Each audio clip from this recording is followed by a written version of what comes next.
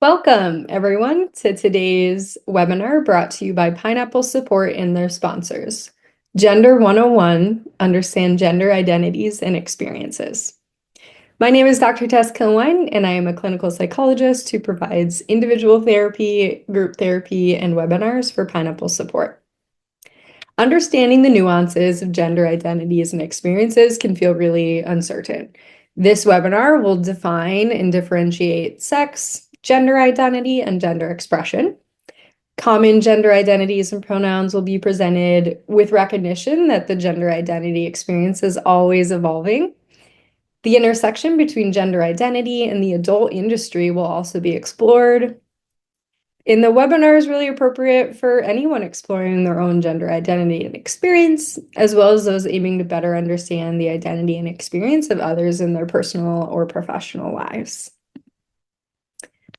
Some intentions for today's webinar, we're going to provide just really some foundational knowledge about gender identities and terminologies. So key concepts, kind of just this basic foundational knowledge that everyone could use.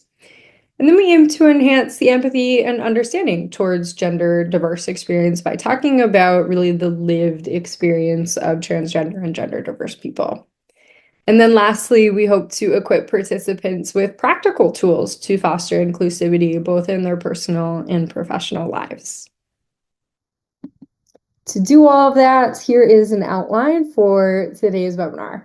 As I mentioned, we'll be discussing, why a conversation around gender even matters, why we're dedicating a whole webinar to it, and then some foundational basics on gender identity, like defining key concepts, defining what the gender spectrum is, and common misperceptions about the transgender and gender expansive community.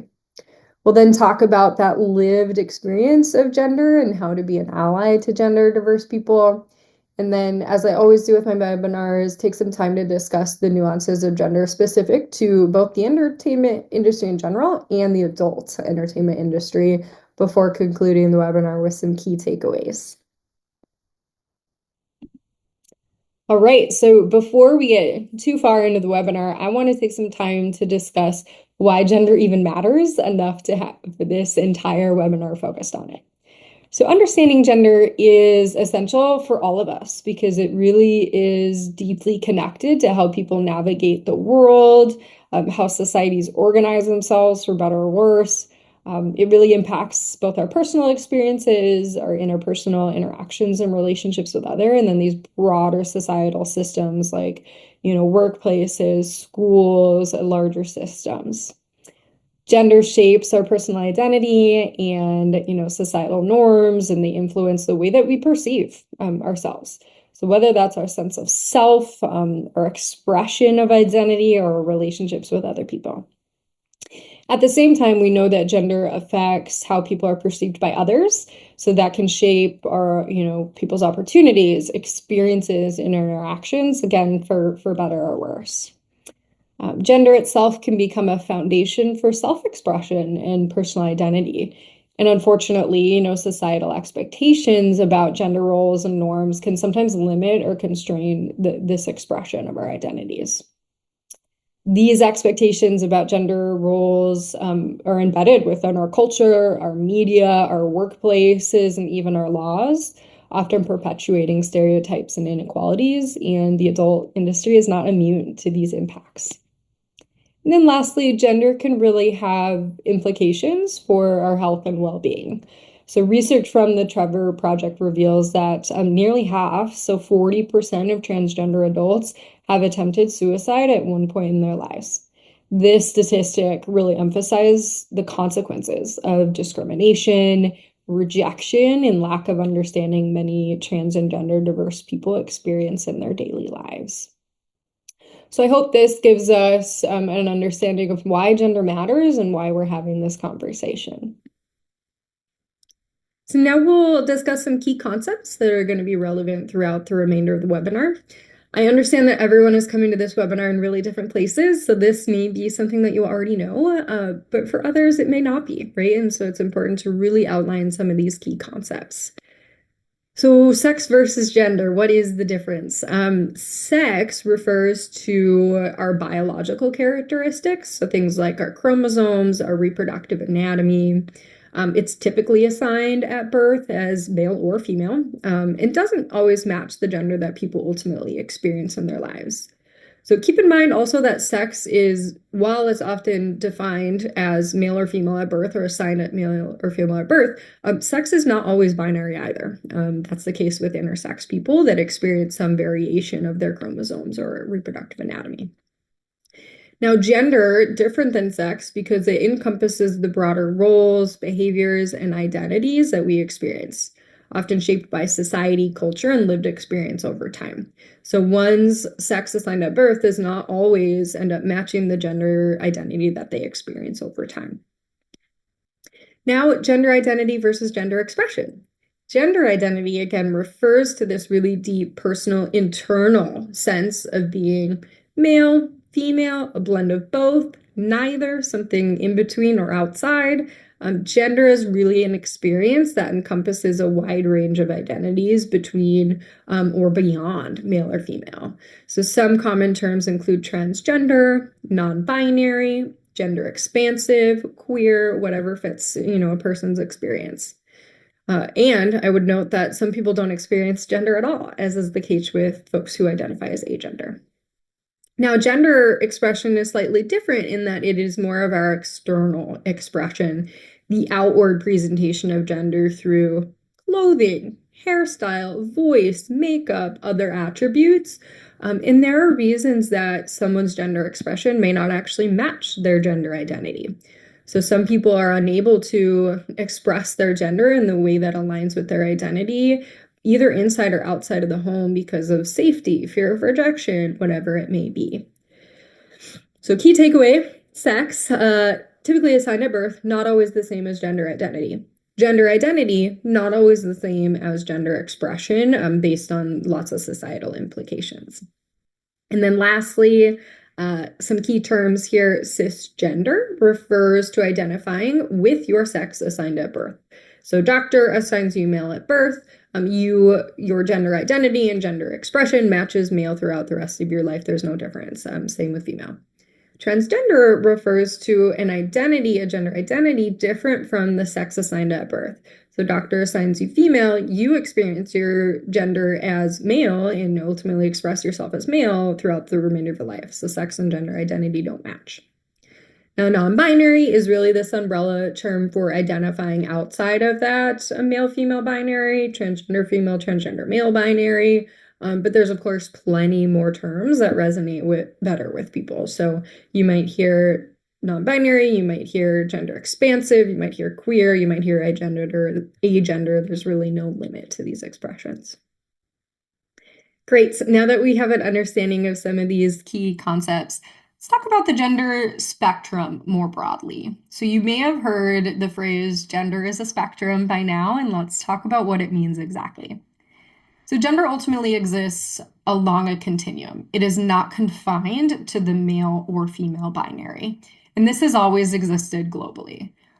Some examples, two-spirit people have always existed in indigenous North America and are largely considered to be sacred, a sacred non-binary identity that is still recognized in some Native cultures. Hijra is also a long recognized third gender in many South Asian societies. So I say this to emphasize that this idea of, the gender spectrum of folks identifying outside of the male-female binary is not new. It's not something that was created, in modern society. It has always existed in society. So now in the US specifically, we are seeing contemporary shifts really in both directions. In some spaces, there is increasing visibility and recognition of gender diversity in the media, in policy making. But unfortunately, especially in current times, in other spaces, we're seeing the opposite. And those are attempts to restrict gender back to the binary, back to male or female. So what I want to emphasize is no matter what healthcare or law or policy says, gender remains a spectrum. No matter, whether people are saying, it's only male or female, people are always and have always existed among the gender spectrum. And then a last note about some gender basics, some common misconceptions that we've maybe even discussed a little bit so far. Number one, gender is the same as biological sex. Not true, right? So remember, in reality, while sometimes gender and biological sex align in the case of cisgender people, gender ultimately involves identity and expression, which can differ from those biological attributes that were assigned at birth. So gender and sex are not always the same. Myth number two is that there are only two genders. Also false, as we've discussed. I would also say there are only two sexes is also false. So cultures worldwide have recognized non-binary and third gender identities and always have. And then in the scientific and medical community, the existence of intersex people has always been known. Myth three, gender identity is a choice or phase. Definitely not true.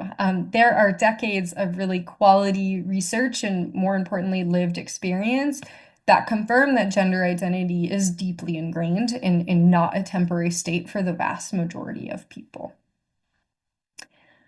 Awesome. So now that I have talked to you a little bit about the basics, I recognize that I have blind spots and gaps too. So I want to share this wonderful video on Trans 101, some more basics before we get too far into the webinar.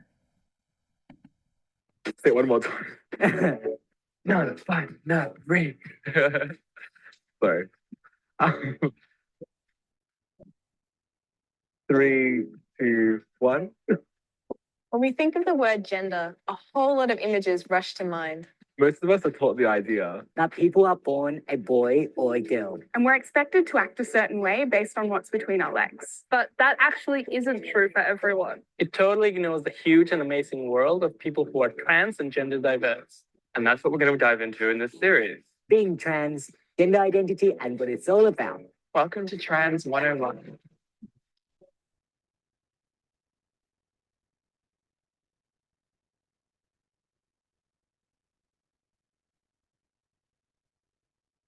Additionally, we tend to think of gender as decided by the body we're born in.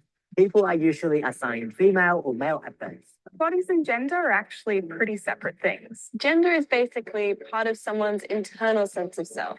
It can be male, female, neither, a mix of both, or exist totally outside of that. A person's relationship with their gender can also change over time as well. The gender we're assigned at birth usually gets reinforced by the people around us over our lives. Hearing things like, be a man, or you're such a girl, Can feel like we're being told who we're supposed to be. Most people feel comfortable with the gender that they're assigned. But for some people, that label never quite fits and doesn't feel right. That's what's called being Transgender. You probably heard the term transgender or even gender diverse. That's when your gender doesn't entirely match the one you're assigned at birth. A lot of people use trans for short.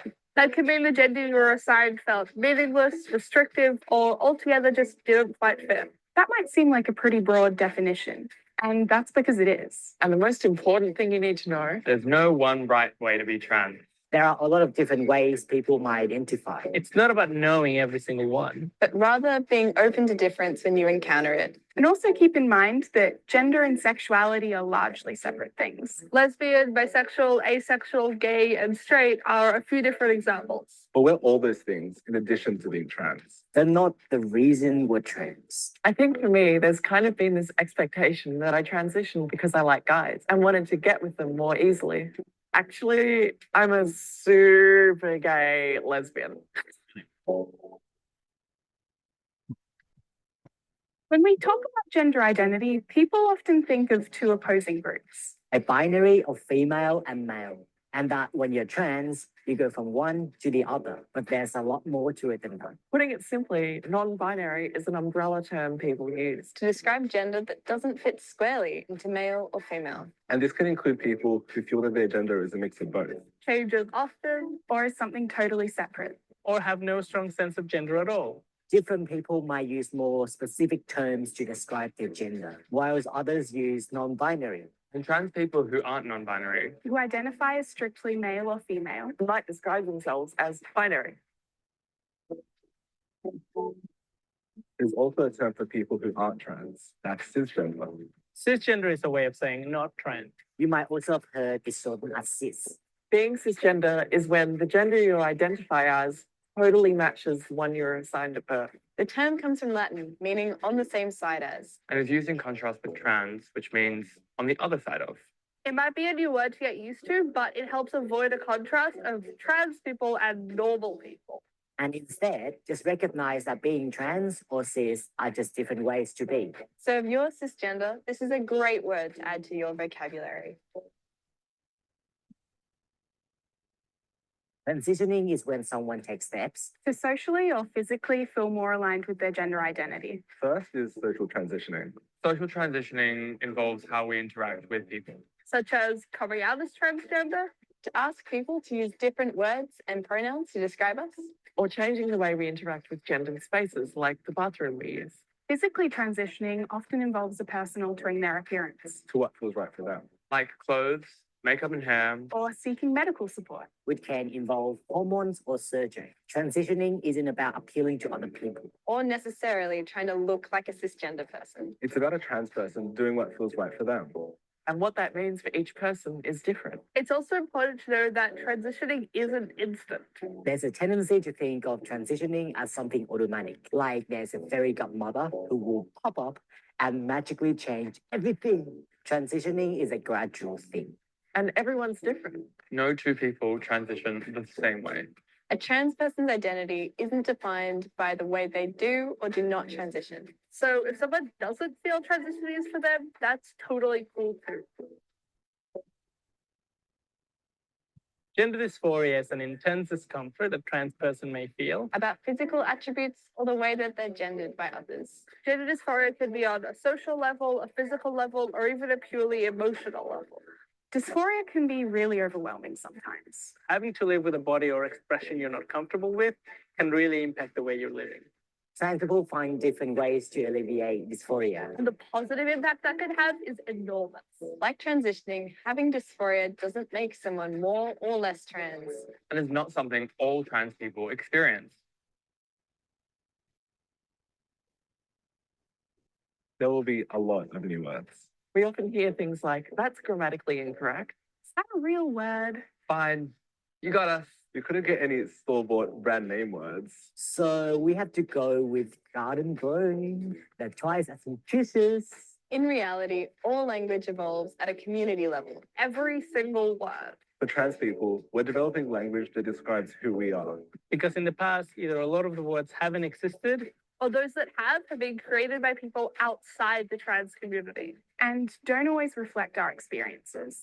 When you're talking about gender and bodies, talk about what you actually mean.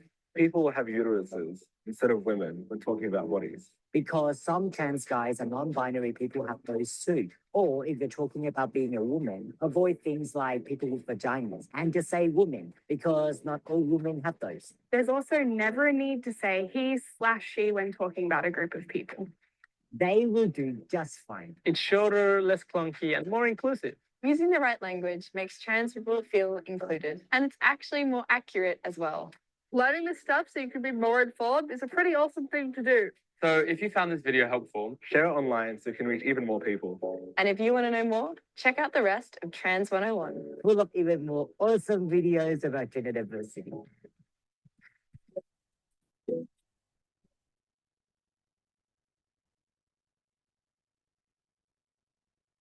Say it one more time. Awesome. Thank you for tuning into that video. I think they say it even better than I can. So now that we have discussed really the basics about gender, trans, and gender expansive identity, let's talk about the actual lived experience of trans and gender diverse people. So a couple of key components to the lived experience. One is intersectionality. So it's really important to recognize that gender diverse people also carry intersectional identities and experiences. So intersectionality refers to overlapping identities like race, class, sexuality, geographic position that often compound experience of either privilege or oppression.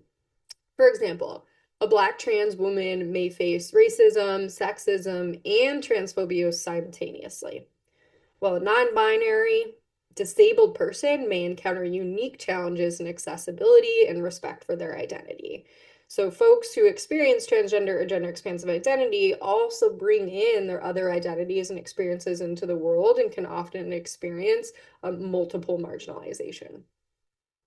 There are also unique challenges faced by gender diverse people, including discrimination, elevated mental health concerns, and legal barriers. Discrimination can be found in the workplace through limited access to jobs due to hiring bias. In the education system, such as bullying and lack of support for transgender students, and the healthcare industry, such as denial of gender affirming care or lack of affirming providers. We also know that there are elevated rates of depression, anxiety, and suicide due to societal stigmas that are also observed among gender diverse people, emphasizing the importance of affirming environments for well-being. Legally, gender diverse people, especially now more than ever, experience difficulty obtaining legal documents that reflect their true gender identity and often face a lack of anti-discrimination protections in many jurisdictions across the US. Equally important, I will note with the lived experience of gender is, the ability to celebrate resilience and joy among the gender diverse people in communities. This can look like sharing stories of empowerment by highlighting activists and leaders like Marsha P. Johnson, a Black trans pioneer, and showcasing personal achievements and contributions of gender diverse people in their own lives, communities, and workplace. This can look like, sharing stories of access, right? Advocating for other folks to maintain the similar access as you have. So community support is something we all play a role in, cis, trans, non-binary, and everything in between and beyond, as solidarity and advocacy ultimately fosters resilience among the most marginalized. So something that we all play a role in. So on that note, how to be an ally. I recognize that we have a range of gender identities and experiences tuning into this webinar. So a couple notes on how to be an ally no matter what space you occupy. Language, as was talked about in the video, really matters. So this is using pronouns that affirm a person's identity, such as he, him, she, her, they, them, or neopronouns, and avoid making assumptions about which pronoun someone uses. We can ask people for their pronouns instead of assuming, and then default to gender neutral language when you're unsure. So that would be defaulting to the use of they, them pronouns instead of he or she, regardless of the way that someone expresses their identity outwardly. Being an ally means creating safe and inclusive spaces, both through practical steps and symbolic actions. So practical steps include, looking at your homes and your workplaces and seeing how do we designate gender neutral spaces like restrooms? How do we offer training programs on diversity and inclusion? How do we review our workplace or our school or our city policies for affirmation and inclusivity? These are kind of bigger practical steps that one can take, but just as meaningful are symbolic actions. So these are things like displaying LGBTQ affirming symbols like rainbow flags or pronouns and email signatures to signal support.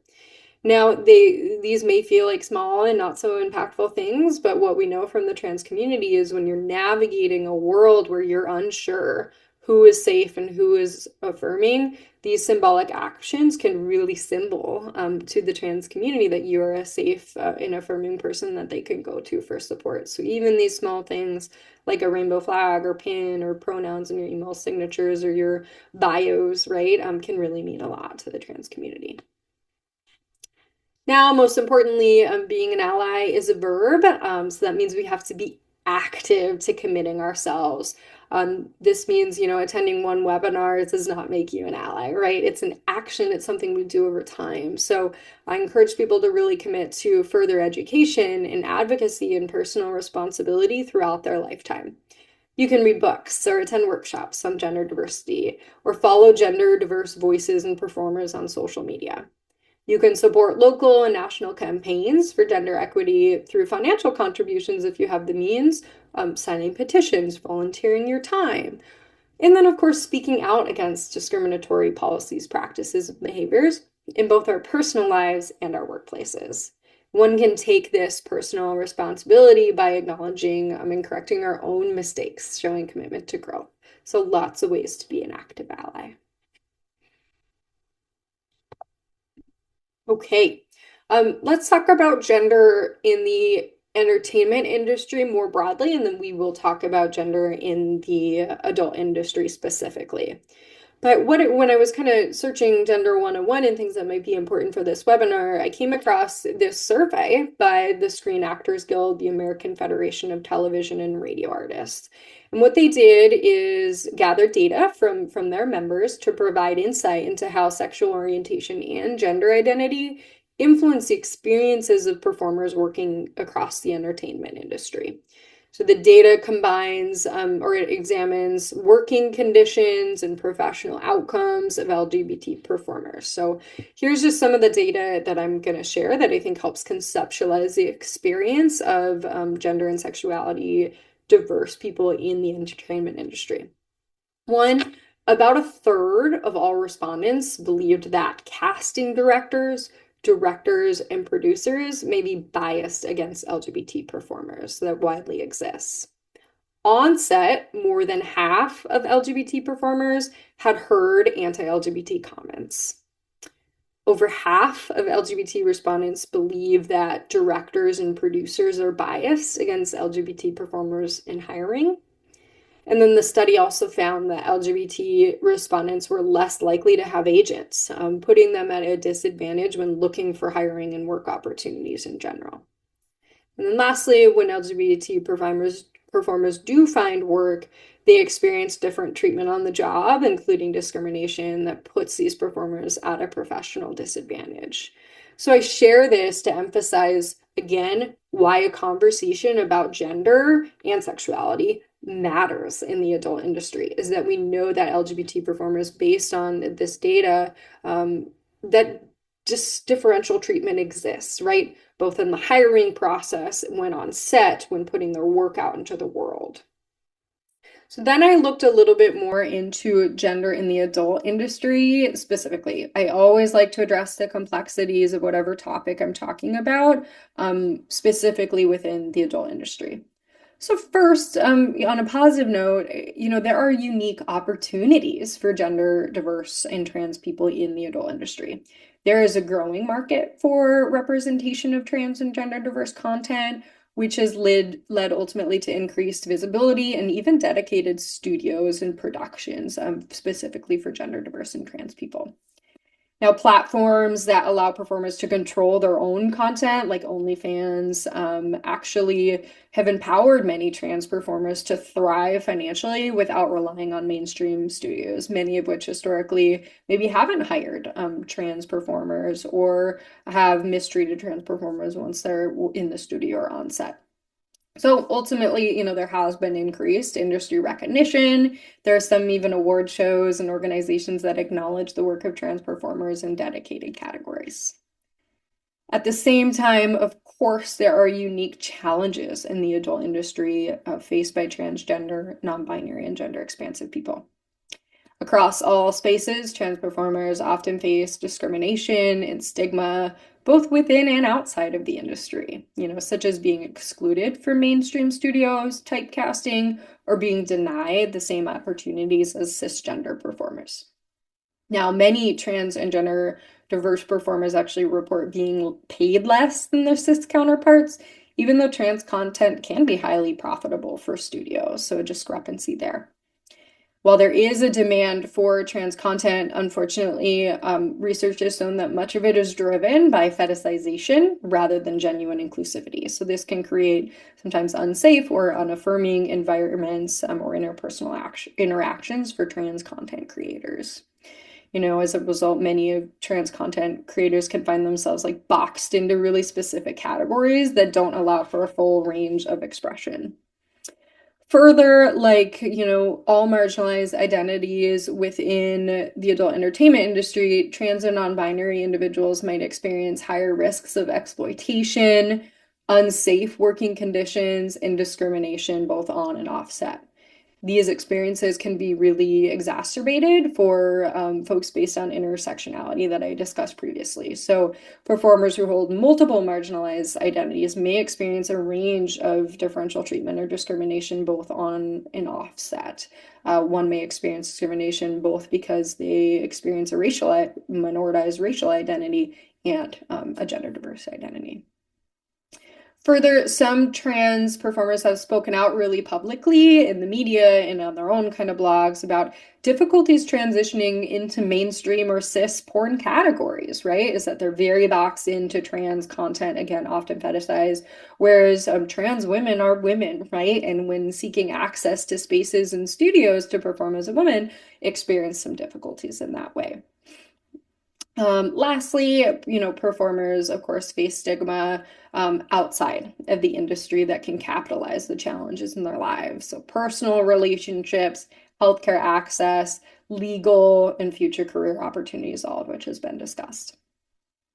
All of this being said, I would hope highlights again that it is crucial to create inclusive environments, both within and outside of the adult industry.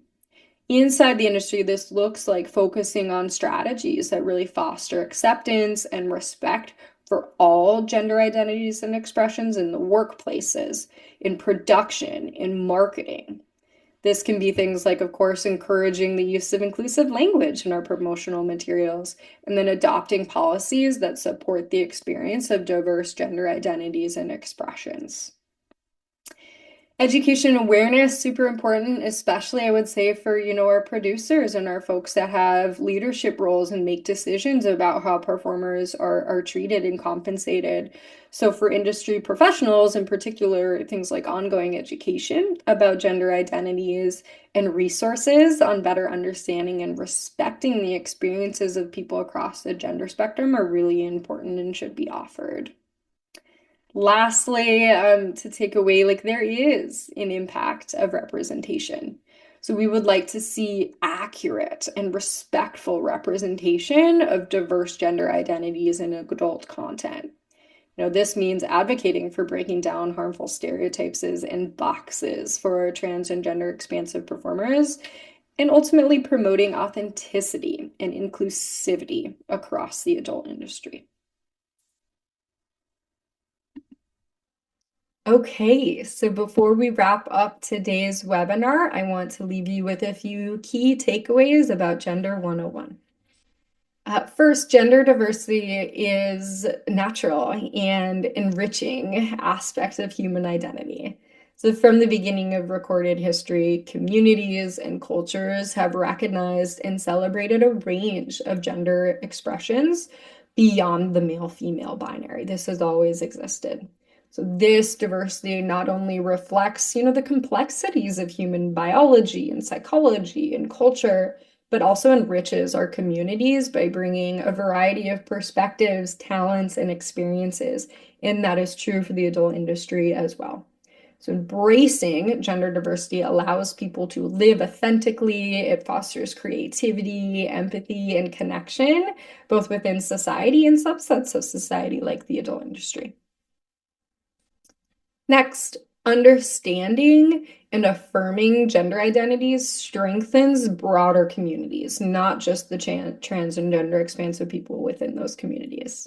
So we know that when people feel seen, understood, and affirmed in their gender identities and expression, they're better equipped to thrive, both personally and contribute meaningfully to their workplaces and their communities. So by seeking to understand gender diverse identities and using inclusive language, we actually play a role in creating communities where everyone feels valued and safe regardless of their identity. This in turn strengthens the social fabric of the communities in which we live. It reduces stigma, promotes mental well-being, and encourages collaboration. Communities that prioritize understanding and affirmation are ultimately more resilient, compassionate, and united in addressing common challenges.